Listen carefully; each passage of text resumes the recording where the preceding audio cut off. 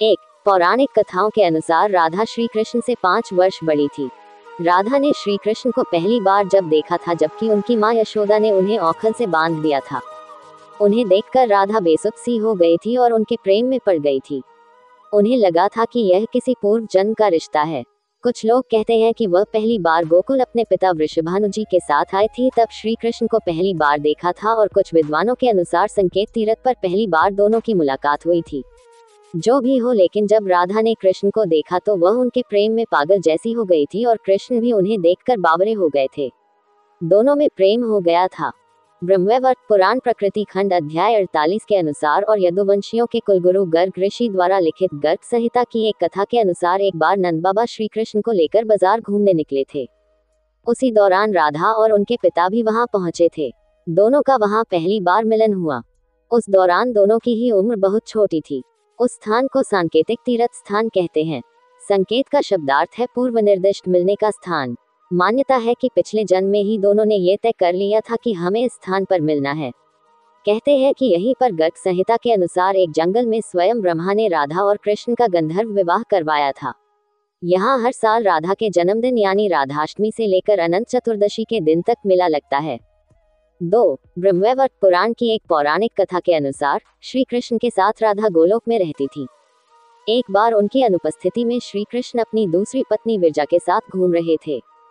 तभी राधा आ गईं। वे विरजा पर नाराज होकर वहां से चली गईं।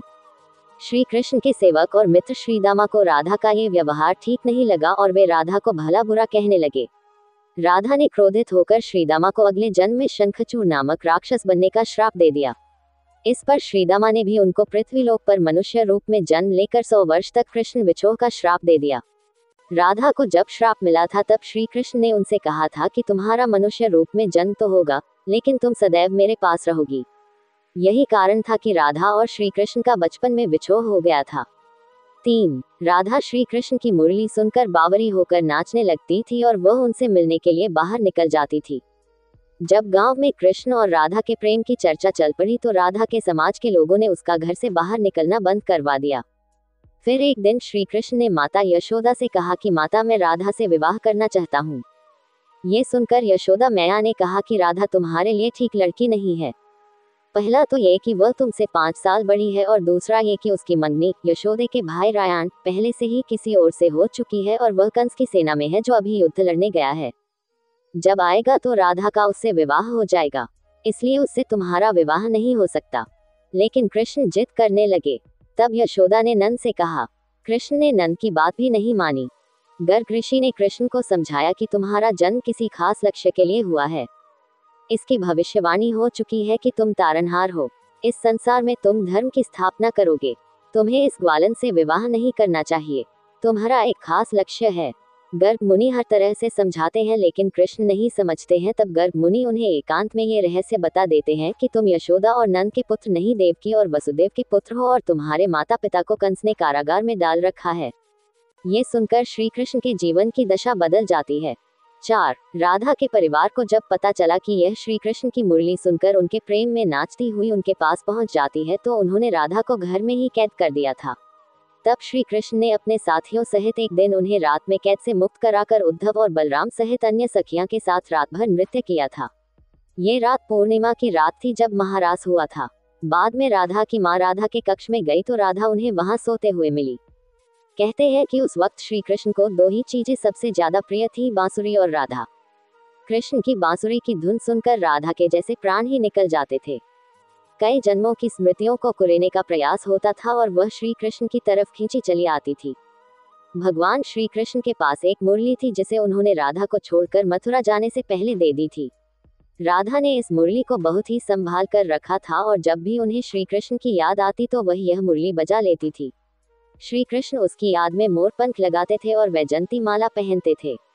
श्री कृष्ण को मोरपंख तब मिला था जब वे राधा के उपवन में उनके साथ नृत्य कर रहे मोर का पंख नीचे गिर गया था तो उन्होंने उसे उठाकर अपने सिर पर धारण कर लिया था और राधा ने नृत्य करने से पहले श्री कृष्ण को वैजंती माला पहनाई थी। 5. जब कृष्ण वृंदावन छोड़कर मथुरा चले गए तब राधा के लिए उन्हें देखना और उनसे मिलना और दुर्लभ हो गया। कहते हैं कि राधा और कृष्ण दोनों का पुनर्मिलन कुरुक्षेत्र में बताया जाता है, जहाँ सूर्य ग्रहण के अवसर पर द्वारिका से कृष्ण और वृंदावन से नंद के साथ राधा आई थी। राधा सिर्फ कृष्ण को देखने और उनसे मिलने ही नंद के साथ गई थी। इसका जिक्र पुराणों में मिलता है। इसके बाद राधा और श्री कृष्ण की अंतिम मुलाकात द्वारिका में हुई थी। सारे कर्तव्यों से मुक्त होने के बाद राधा आखिरी बार अपने प्रियतम कृष्ण से मिलने गई। जब वे द्वारका पहुंची तो उन्होंने कृष्ण के महल और उनकी 8 पत्नियों को देखा। जब कृष्ण ने राधा को देखा तो वे बहुत प्रसन्न हुए। तब राधा के अनुरोध पर कृष्ण ने उन्हें महल में एक देविका के पद पर नियुक्त कर दिया। कहते हैं कि वहीं पर राधा महल से जुड़े कार्य देखती थी और मौका मिलते ही वे कृष्ण के दर्शन कर लेती थी। एक दिन उदास होकर राधा ने महल से दूर जाना तय किया। कहते हैं कि राधा एक जंगल के गांव में रहने लगी। धीरे धीरे समय बीता और राधा बिल्कुल अकेली और कमजोर हो गई। उस वक्त उन्हें भगवान श्री कृष्ण की याद सताने लगी। आखिरी समय में भगवान श्री कृष्ण उनके सामने आ गए। भगवान श्री कृष्ण ने राधा से कहा कि वे उनसे कुछ मांग लें, लेकिन राधा ने मना कर दिया। कृष्ण के दोबारा अनुरोध करने पर राधा ने कहा कि वे आखिरी बार उन्हें बांसुरी बजाते देखना और सुनना चाहती हैं। श्री कृष्ण ने बांसुरी ली और बेहद सुरीली धुन में बजाने लगे। श्री कृष्ण ने दिन रात बांसुरी बजाई। बांसुरी की धुन सुनते सुनते एक दिन राधा ने अपने शरीर का त्याग कर दिया।